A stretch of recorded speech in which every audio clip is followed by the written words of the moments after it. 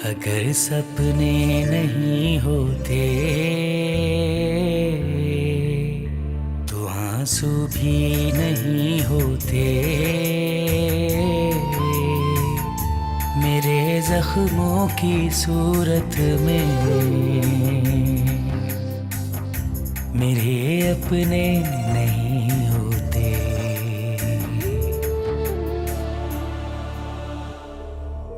सारा की condition recover हो रही है, 2-2.5 घंटे में इंशाल्लाह होश आ जाएगा उसको।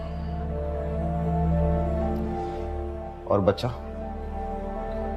बच्चे का बचना बहुत मुश्किल था। मेरे अपने, मेरे अपने। कल के झगड़े के बाद तो लग रहा है कि मेरे कंधे में किसी ने फिर से गोली मार दी। बहुत दर्द हो रहा है। मैं तो हैरान हूँ हुमैरा और साइम पर।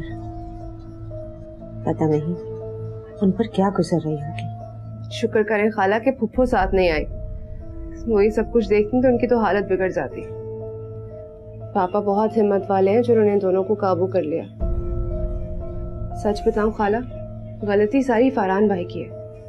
वो जिस तरह की बातें बाजिल को कर रहे थे, कोई भी होता तो उसका दिमाग उलट जाता।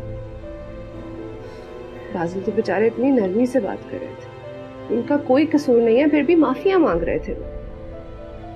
लेकिन फरहान भाई तो। खैर छोड़ो बेटा, उन दोनों भाइयों को तो उनके किया की सजा मिल गई। और फरहान इसलिए पागल हो रहा है कि उसके पास सर छुपाने की जगह नहीं।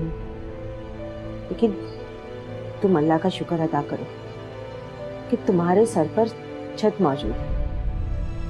ये तो बाजिल ने अक्लमंदी की जो ये फ्लैट खरीद लिया।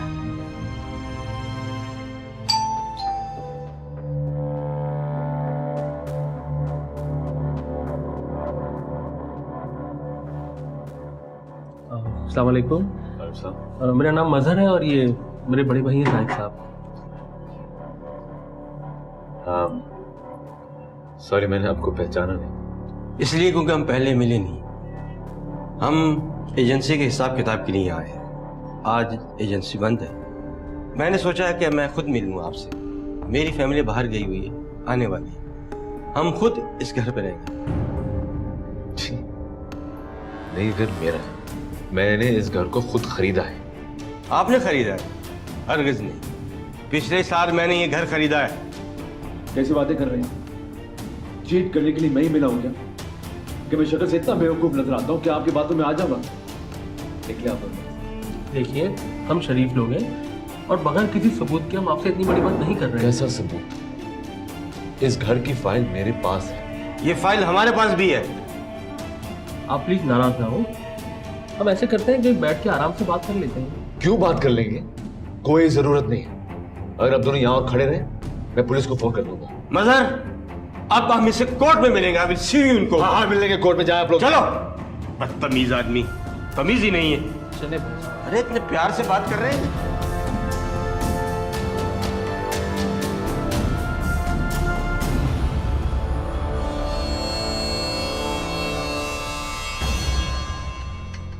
तुमने रिपोर्ट्स देखी है? तुम्हारी ईसीजी भी बिल्कुल सही नहीं आ रहा है।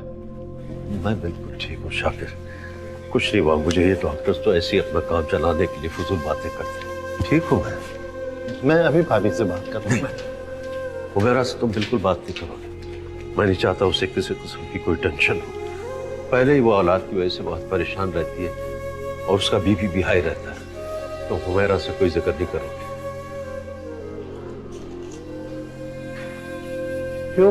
क्यों बैठ गए साइम? क्यों बैठ गए?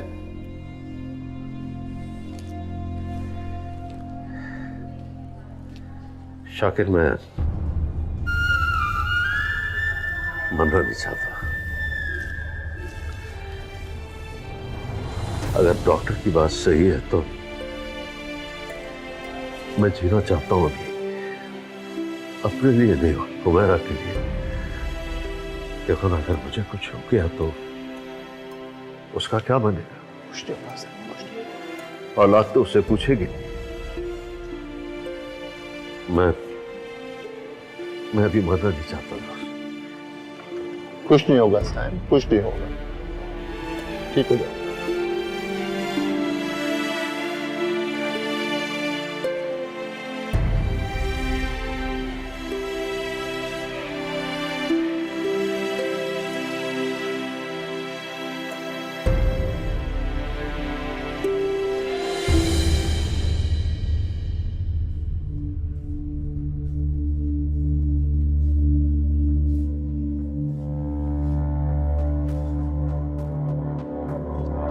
हर किसी ने मुझे चीट करने का माज ले लिया है।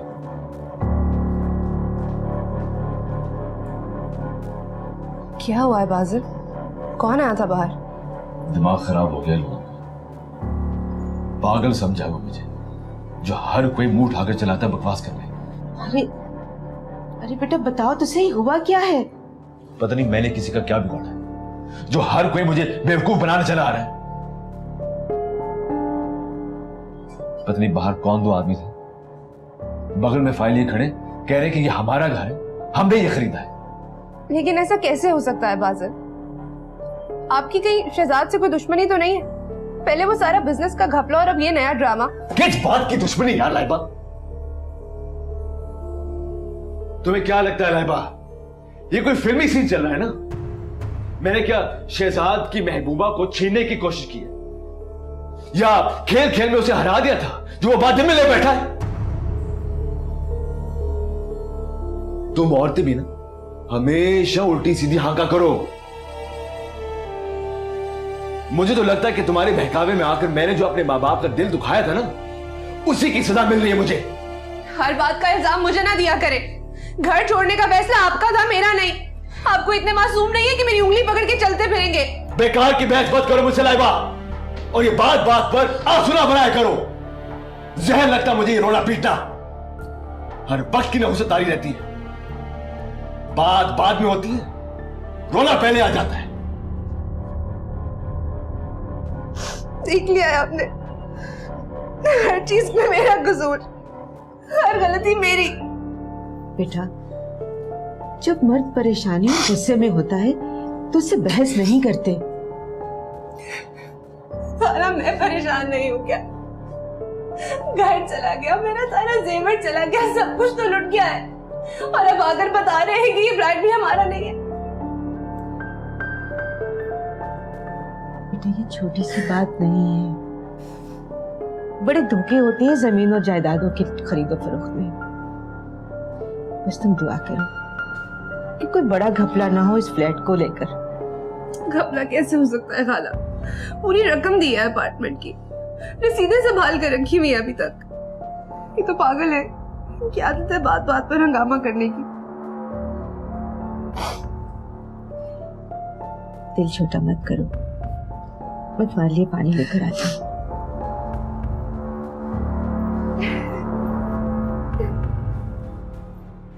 आप श्योर है ना कि बाजिल सच बोल रहा है? हाँ, पापा के आने के बाद जब मेरा और बाजिल का गुस्सा ठंडा हुआ तो बाजिल मुझे हर उस जगह पर ले गया जहां से शहजाद का कुछ पता चल सकता था। बाजिल मुझे बता रहा था कि वो पहले ही सारी जगहों पे जा चुका है, लेकिन इस बार भी सबने यही बोला कि शहजाद अपनी फैमिली के साथ मुल्क छोड़ के भाग चुका है। हरान, आपने भी नौकरी इतनी जल्दी छोड़ दी? जरा जाके बात करें, शायद आपको दे दें वापस आपकी नौकरी। सब कर चुका हूं। मेरे रेजिग्नेशन देने के बाद ही मेरे एमडी के भांजे ने मेरी पोस्ट संभाल ली। अब कोई होप नहीं है। अब क्या होगा? हमें ये घर भी खाली करना पड़ेगा, हम कहाँ जाएंगे? यही तो परेशानी है। बाजिल के पास एटलीस्ट एक घर तो है, और बैंक में इतना पैसा होगा कि फिलहाल उसका गुजारा हो जाए। हमारे पास तो कुछ नहीं है। उसको अगर जॉब मिल गई तो और भी अच्छा है। हमारे पास पैसे होते बैंक में तो हम अपना घर ले सकते थे। अब जाने दो ना गुजरी हुई बात, अब ये सोचो कि क्या करना है। मामा ने अगर अपना घर नहीं बेचा होता हम वहां चले जाते। तुमने मामा को बताया कि हमारे साथ क्या हुआ है? बताया तो था कि वो बेचारी क्या कर सकती है। हाँ, लेकिन तुम्हारा भी तो हिस्सा होगा ना उस शहर में। आप कैसी बातें कर रहे हैं? आपको पता नहीं कि मामा कितनी परेशान है? अत्तर की वजह से उनका कितना खर्चा हुआ है। फिर वो पूरी जिंदगी मामू के पास तो नहीं रह सकती ना, अपना घर लेना है उन्हें। फिर अत्तर की शादी है, उसकी बीवी कहाँ जाएगी? अम्मी के पास रहेगी ना। फिर मैंने इस वक्त उससे ऐसी बात की, फिर कितना दुख होगा। कितनी गलत बात की है अभी आपने। अब ऐसी भी कौन सी गलत बात कर दी है मैंने? बेटियों का हिस्सा होता है। क्या पापा ने आयला को नहीं दिया? मैं ऐसी बेटी नहीं हूँ, ना ही मैं ऐसी बहन हूँ कि किसी और पे मुसीबत हो और मैं खुद गर्ज होकर अपने बारे में सोचूं। पर आयला फोन करके सिर्फ बच्चे का अफसोस किया, आने वाली मुसीबत के बारे में कुछ भी नहीं कहा। इसीलिए ना कि उसे कुछ देना ना पड़े हमें। अब ये तो तुम बेकार की बातें कर रही हो। आयला शादीशुदा है, वो अपनी शौहर की मर्जी के बगैर कुछ नहीं कर सकती। फजूल में तुम उसको इस झगड़े में लेके आ रही हो। अगर वो अपने भाई को कुछ नहीं दे सकती तो फिर मैं भी अपने भाई से कुछ ले नहीं सकती। अब ऐसी बात ना क्या करे मुझसे। अच्छा मुझे माफ कर दो, वैसे ही मेरा दिमाग खराब है, तुम और कर रही हो। तो मेरा दिमाग खराब नहीं है, मुझ पे तो जैसे एक मुसीबतों का पहाड़ गिर गया है, मुझे कुछ समझ ही नहीं आ रहा।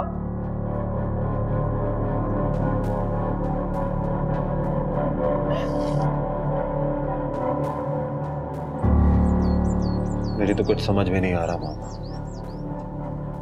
15-20 दिन में घर खाली करना होगा। ये सब आप लोगों का दिल दुखाने की वजह से हुआ है। तो आप लोगों से आपका घर छीनने की सजा। हम आपको तो पुराना वाला घर कितना याद आता होगा। ये घर तो आपको काफी छोटा लगता होगा। घर तो नहीं याद आता बेटा, लेकिन घर वाले बहुत याद आते हैं। घर तो मिट्टी से बनी हुई बेजान चीज होता है, टूटता बिखरता रहता है, लेकिन दिल नहीं टूटना चाहिए, रिश्ते नहीं बिखरने चाहिए। ये घर इतना छोटा भी नहीं, मैं ठीक हूँ, खुश हूँ यहाँ पे तुम्हारे पापा के साथ। वैसे भी जी खुश होता है ना तो छोटी सी कुटिया भी महल की तरह लगती है।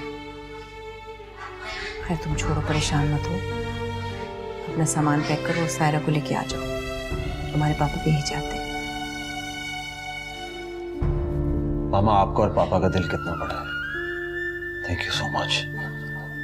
और आप यकीन जानिए मुझ में तो हिम्मत नहीं हो रही थी कि मैं पापा से कुछ कह सकूं।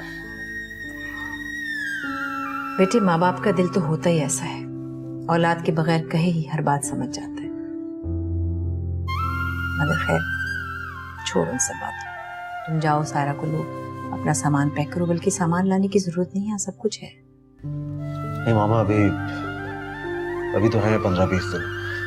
सामान मैं पैक करवा के किसी दोस्त के घर छोड़ाऊंगा और जब जॉब मिलेगी तो मैं घर ले लूंगा और सामान वापस ले आऊंगा।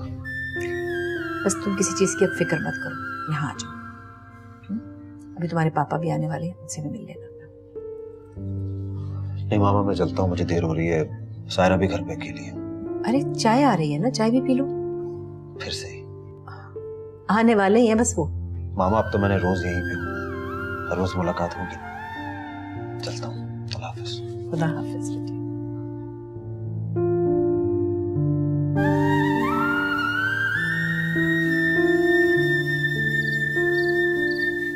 अब तुम्हें क्या मसला है? बड़ी बात है कि मामा पापा ने हमसे वहां आने को कहा है। जब तक जॉब नहीं मिलती वहीं पे रहेंगे। मुंह क्यों बनाया हुआ है? क्योंकि दिल ही दिल में लोग हम पे हंस रहे होंगे, सोच रहे होंगे कि देखो कैसे मुंह उठा के वापस आ गए। ऐसा कुछ नहीं है, और हमारे सिवा इसके पास और कोई ऑप्शन भी नहीं। बल्कि अच्छा है, जो 4 पैसे बैंक में पड़े हुए हैं वो बुरे वक्त में काम आ सकते हैं। हमारी सेविंग हो जाएगी। तो आप उन्हीं पैसों से किराए का घर ले लेना। इतने नहीं कि मैं किराए का घर ले सकूं। किराए के घर के लिए साल भर का एडवांस चाहिए होगा, और अगर 6 माह तक मुझे नौकरी ना मिली तो किराया कहां से दूंगा? आप ऐसा क्यों नहीं करते कि बैंक से लोन लेकर बिजनेस शुरू कर लें? बिजनेस ही तो किया है जो इस अंजाम तक पहुंचे हैं। इसमें तो सारा कसूर बासिल का, उसी की गलती है। कोई बिजनेस लॉस तो नहीं था, धोखा है। बाजिल के दोस्त ने हमें धोखा दिया है। हाँ तो बाजिल की क्या गलती है? बाजिल को उस पर भरोसा था, मैंने खुद उस पर भरोसा किया था। एक तो मैंने ये देखा है कि शौहर के घर वालों से कितनी ही लड़ाई क्यों ना हो जाए, कितना ही नुकसान क्यों ना उठाना पड़े, अगर बीवी कुछ कह दे तो फौरन ही अपनों की साइड ले लेते।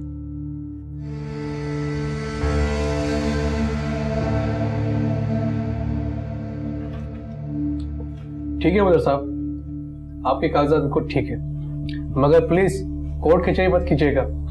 फादर साहब पहले ही धोखा खा चुके हैं। देखिए वकील साहब, हमें एहसास है कि पेमेंट इन्होंने बहरहाल की है, और अब आप ही बताइए क्या किया जा सकता है।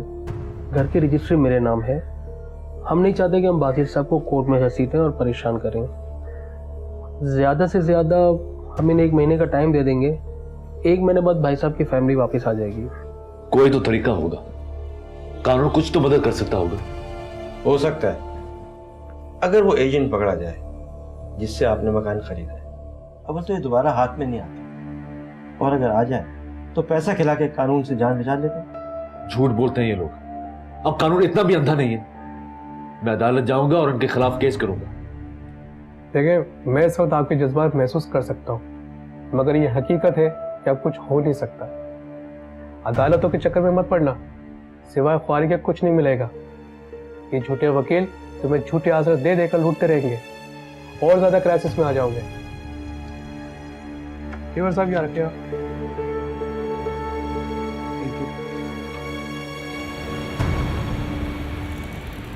हम इस वक्त सिफर पर हैं, बिल्कुल सिफर पर।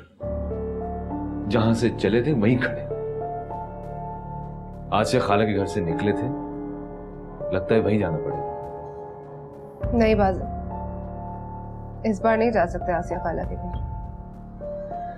सब जानती हैं अब वो, और साफ साफ कहकर गई हैं कि माँ बाप को मनाओ और घर वापस जाओ।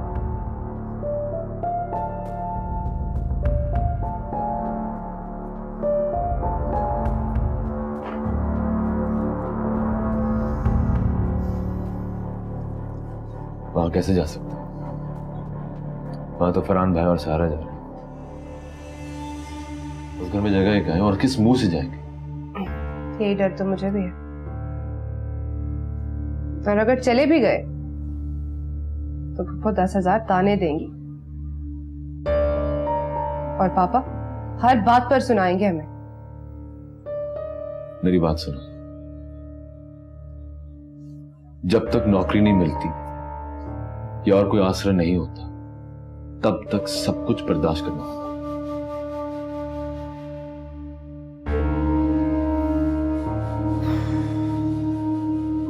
फरहान भाई को बताया आपने? नहीं बताया, किसी को नहीं बताया। मुझे लगता है कि मामा को बताना ही पड़ेगा। एक वही है जो इस मसले का हल निकाल सकती है।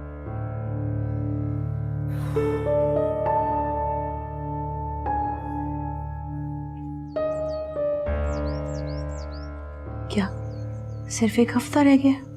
मुझे पता था आप ये सब सुनकर परेशान हो जाएंगे। परेशानी की बात तो है ही ना बेटा। अभी तो मैं फरहान के बारे में सोची थी कि वो कहाँ जाएगा, और अब तुम भी। हाँ मामा, मुसीबत कहकर तो नहीं आती। आप ही बताएं मैं क्या करूं? आपके सिवा कोई है भी नहीं जिसके आगे मैं अपने दुख कहूं। सच बात तो यह कि मुझे अब पापा से डर लगता है। उन्होंने जो करना था वो कर चुके, सबको हिस्सा दे चुके। मैं छोटा सा घर किराए पर ले भी, लेकिन 2-4 महीने बाद फिर क्या करूंगा? बेटे इस तरह मायूस नहीं होते, इंशाल्लाह नौकरी मिल जाएगी तो सब ठीक हो जाएगा ना। नौकरी भी तो नहीं मिल रही मामा। एक जगह उम्मीद थी, वहां पता चला कि 10 लाख रुपए रिश्वत दूंगा तब जाके नौकरी मिलेगी। नौकरी अच्छी है, लेकिन मेरे पास इस वक्त 10,000 रुपए भी नहीं। सारी जमा पूंजी डाके में चली गई।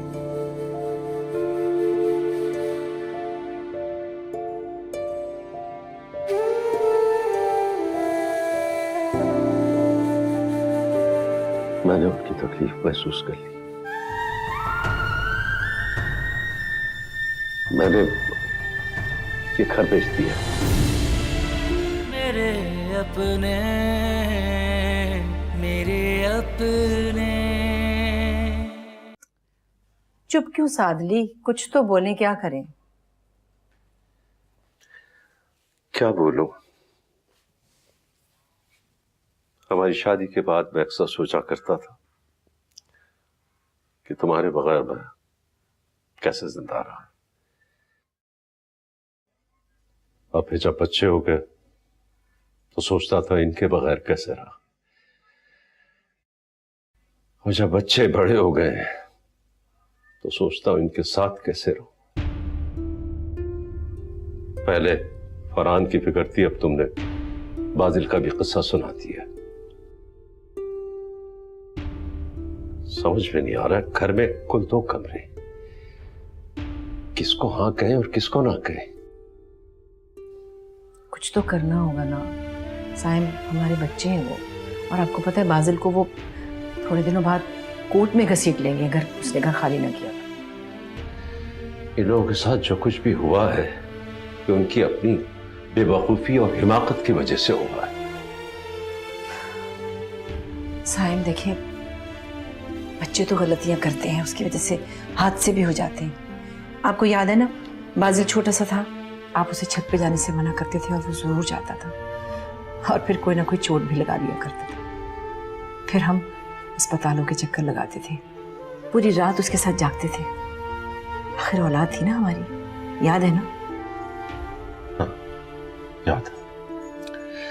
और फरहान कितना मना करते थे आप उसे खट्टी चीजें खाने से, अगर वो छुप छुप के कुछ ना कुछ ऐसा खा ही लेता था, और फिर हम परेशान होके मारे मारे फिरते थे, रात भर उसे स्टीम देते थे।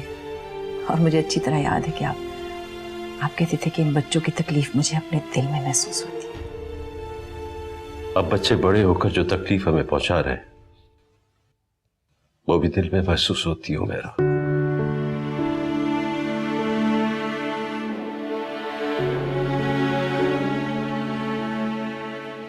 फिर भी बच्चे हमारे बच्चे हैं।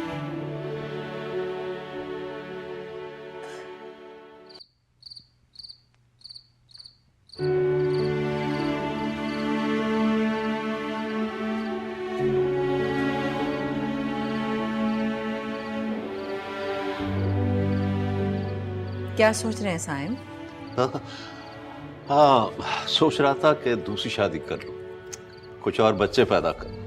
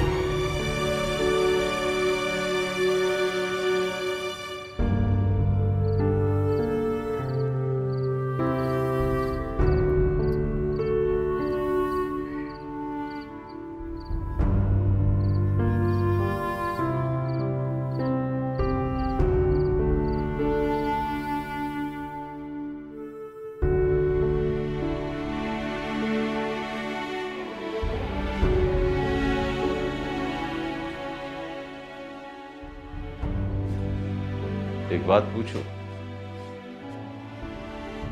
हाँ पूछिए।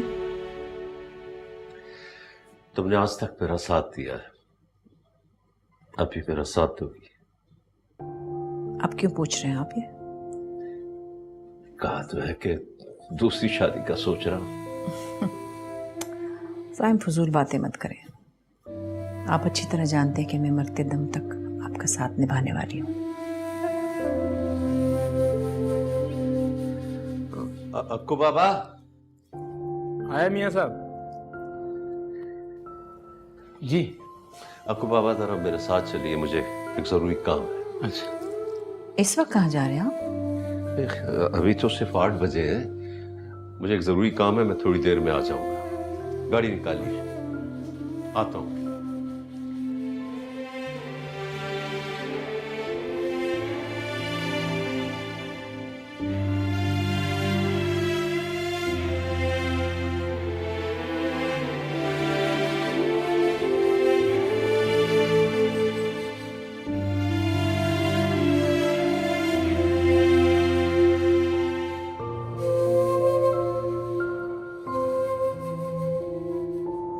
ये क्या कह रहे हैं मियाँ साहब, हमारी कुछ समझ में नहीं आ रहा।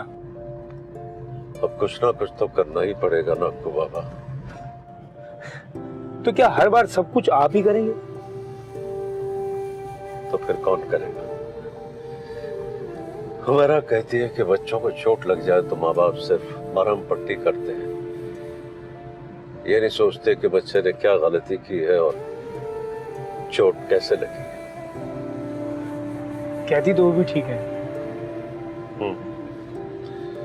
और आप तो जानते हैं कि हुमेरा की बातें हमें भी ठीक ही लगती है। जी ये भी सच है, फिर भी अब इसके सिवा कोई और चारा भी नहीं है अब्बू बाबा। ठीक है मियाँ साहब, अगर आपने फैसला कर लिया है तो हम आपके साथ हैं।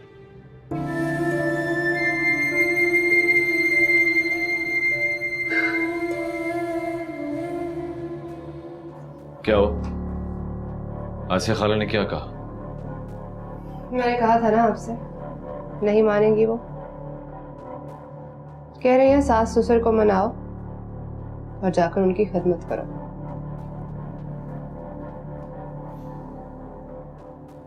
बुरे वक्त में सब आंखें फेर लेते हैं।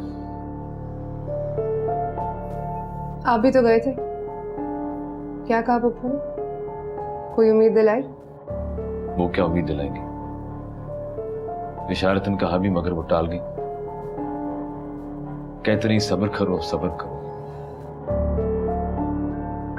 हैरत है, फरहान भाई और सायरा भाभी को तो झट से रख लिया अपने पास, हमारी दफा इस तरह कर रहे हैं। ऐसे भी होते हैं माँ बाप। अच्छा चुप करो, मुझे सोचने दो। सोचने से क्या हो जाएगा? क्या करेंगे आप? कुछ गलत नहीं कह रही हूं मैं।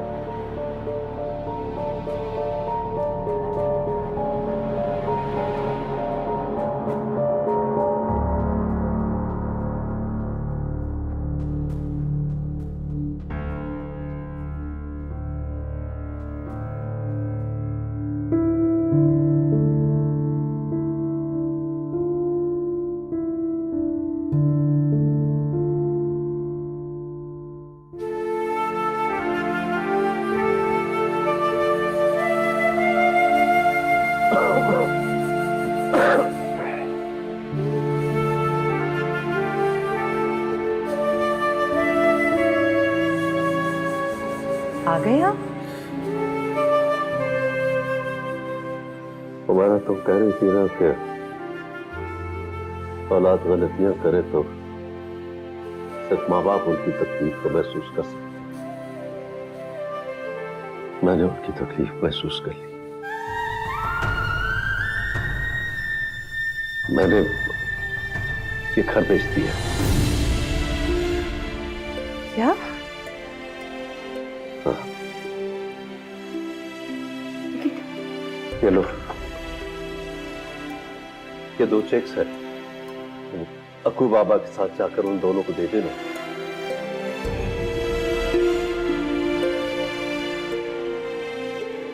अब और कुछ नहीं मेरे पास।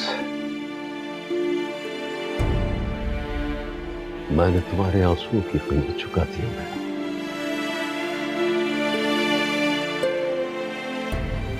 तुम्हारे आंखों में आंसू देखना नहीं चाहता। लेकिन साइम, आपने ऐसा क्यों किया? तो हमारे साथ भी तो आके रह सकते थे। नहीं, मैं नहीं चाहता कि अब वो हमारे साथ रहे या हम उनके साथ रहे। उन दोनों को बता देना तुम कि ये हमारी आखिरी पूंजी। चाहे तो इन पैसों से किस्तों पर कोई घर खरीद ले या किराए के मकान में रहे या कोई कारोबार कर ले, उनकी मर्जी। साइम, हम कहाँ जाएंगे? हम क्या करेंगे? क्या करेंगे साइम? दिल पर पाँव रखने वाले याद आ जाते हैं, क्यों याद आते हैं?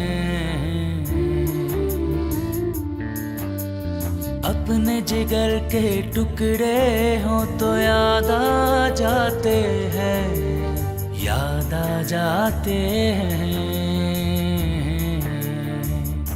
झुलाते और सुलाते थे, जिन्हें बाहों के झूलों में घिरे हैं आज वो अपनी तमन्ना के बगुलों में।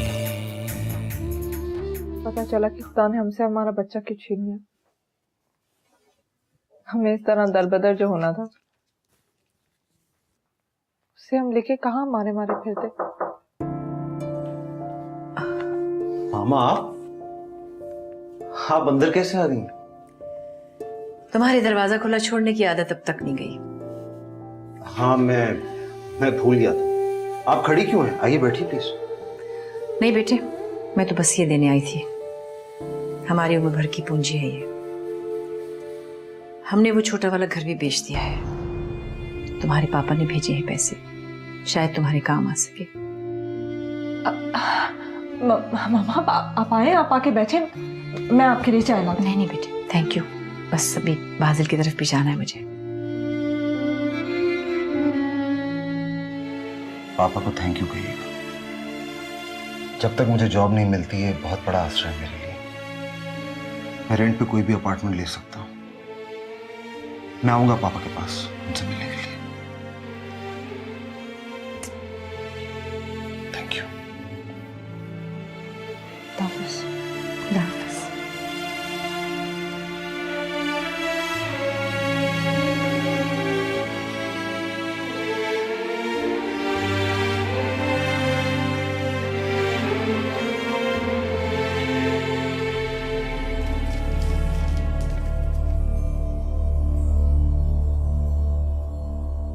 मामा ये मेरे लिए 20 लाख नहीं 20 करोड़ है।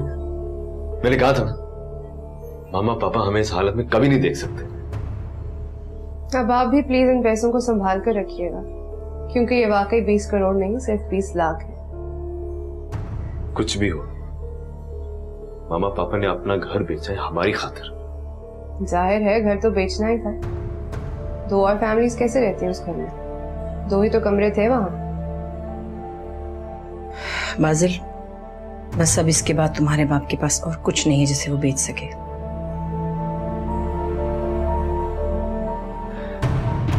चलिए दुल्हन भी, मियाँ साहब अकेले। आप गाड़ी में चल के बैठिए, मैं भी आती तो आप रुक जाइए ना प्लीज। बल्कि पापा को भी बुलवा लेती। 2-4 दिन ही तो रहते हैं हमारे इस घर में, इकट्ठे रह लेते, फिर तो बेच ही देंगे। घर तो मुझे भी शिफ्ट करना है। बाजिल, बस अब ये समझ लो कि इसके बाद तुम्हारे बाप के पास कुछ नहीं रह जाएगा जिसे वो बेच कर तुम्हें दे सके। इसलिए बहुत एहतियात से जो करना है वो ध्यान से करना। आप फिक्र मत करें, मैं इन पे नजर रखूंगी अब। और सबसे पहले किस्तों पर एक अपार्टमेंट लेंगे ताकि सर छुपाने की जगह मिल जाए।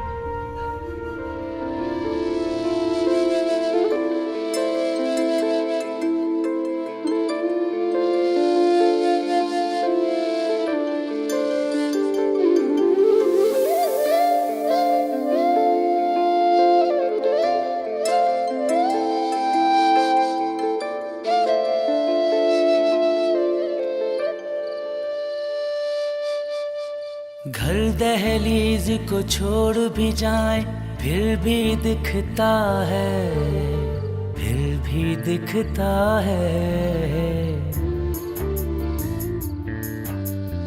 आंगन में बच्चों का बचपन खेलता रहता है, खेलता रहता है। खिलौने रंग बरंगे से, किताबें कापियां बस्ते, बुढ़ापा रोता रहता है। यही कुछ याद कर करके अधूरे थे अधूरे हैं मेरे सपने, मेरे अपने, मेरे अपने।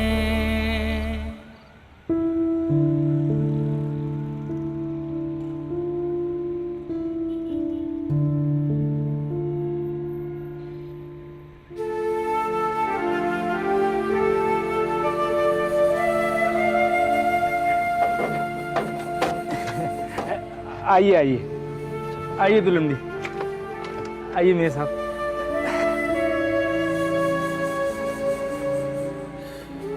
साइम, ये हम कहाँ आ गए? ये अक्कू बाबा का घर है, कुछ दिन हम यहीं रहेंगे। साइम, हम अपना घर खरीदेंगे ना? अपना घर अब कहाँ से खरीदेंगे मेरा? हाँ, कोई किराए का घर ले लेंगे छोटा मोटा, लेकिन इतनी जल्दी तो घर नहीं मिलेगा। जब तक घर नहीं मिलेगा हम यहीं रहेंगे। तुम परेशान क्यों होगी? मरते दम तक साथ निभाने का इरादा नहीं है क्या? नहीं नहीं, ऐसी तो कोई बात नहीं है। चले आइए आइए।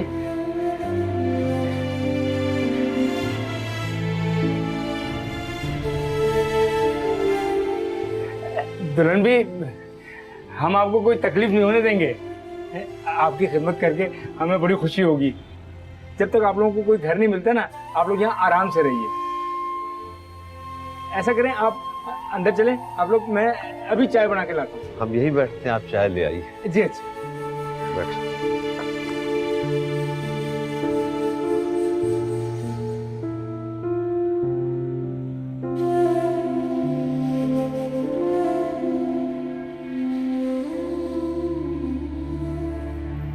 ये अच्छा हो गया, आपके ऑफिस वालों ने 1 महीने की एक्सटेंशन दे दी। कम से कम 1 महीना तो हम आराम से यहाँ रह सकते हैं। ये भी सोच सकते हैं कि आगे क्या करेंगे। हाँ, मगर मैं तो ये सोच रहा हूँ कि मामा पापा कहाँ गए होंगे। कहाँ रहेंगे? ले लिया होगा उन्होंने इससे अच्छा घर। पापा के पास कुछ होगा जरूर। अच्छा घर कहाँ से लिया होगा? मामा बता रही थी कि अब उनके पास कुछ भी नहीं बचा है, कुछ भी नहीं।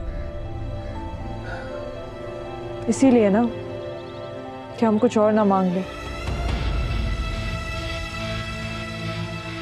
मामा तो मान ही जाती हैं, लेकिन पापा कभी नहीं मानते। जो भी है, मदद तो कर दी ना। तब जब सब कुछ लिख लिया था, तब उन्होंने मदद की।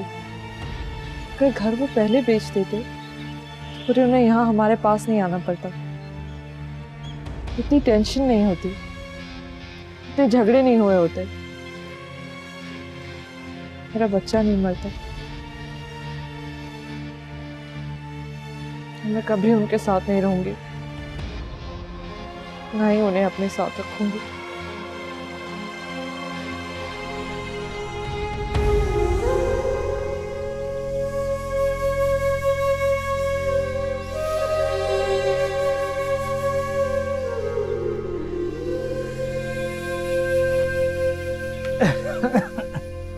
अक्कू बाबा, आप कहाँ रह गए थे? भूख से जान निकल रही थी। वो दुल्हन भी, बाजार जरा दूर है ना, इसलिए आने में देर हो गई। बस अभी आधे घंटे में खाना तैयार हो जाएगा। अरे अक्कू बाबा, आप हमारे साथ बड़ी ज्यादती कर रहे हैं। क्यों मियाँ साहब, हमसे कोई गलती हो गई क्या? ऐसी वैसी गलती भाई?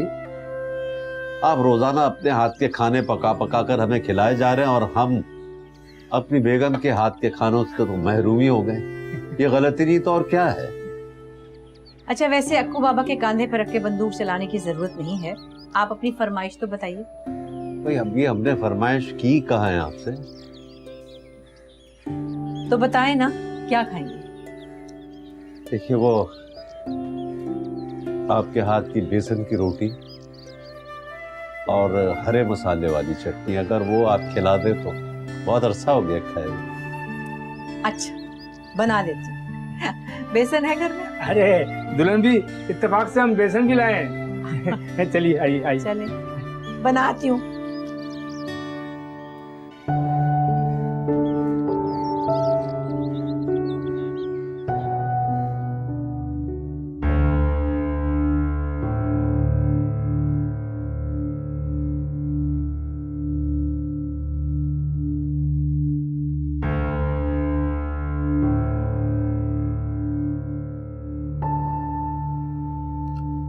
सायरा, मुझे एक गिलास पानी पिला दो प्लीज।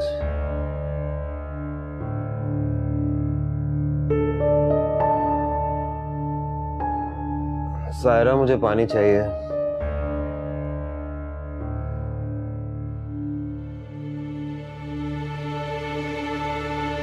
सायरा,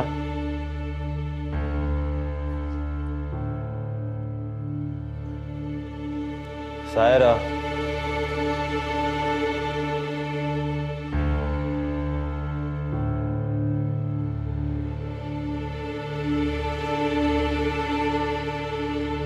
सायरा,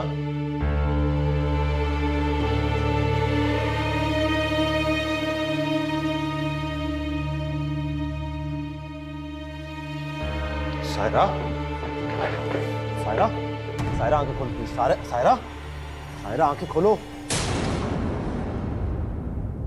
मेरे अपने, मेरे अपने। चले ना, किताब दे। ओफो साइमा भी। ला मैं इसको रखूं। साइम, अभी कुछ फूल खिलने दे, अभी कुछ दिन गुजरने दे, जरा ए जिंदगी रुक जा, रुकी नब्जों को चलने